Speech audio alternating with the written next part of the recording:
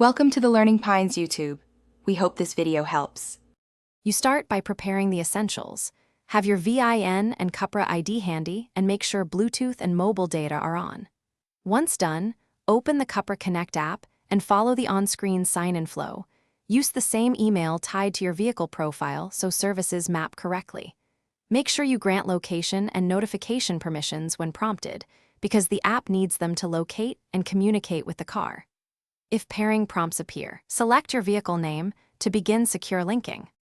Once signed in, pair the app with your vehicle.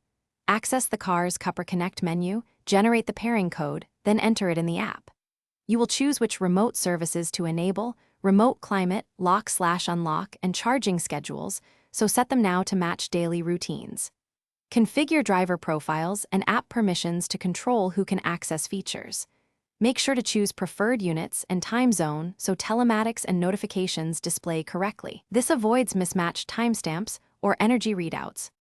You finish by testing core functions, send a route to the car, trigger remote preconditioning, and confirm lock/unlock works.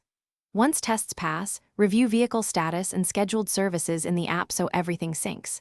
If a command fails, reboot the app first and confirm your phone has a stable connection.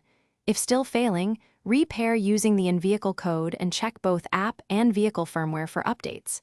If problems persist, contact Cupra support with VIN and timestamps for faster. Thanks for watching. Consider subscribing if we helped you.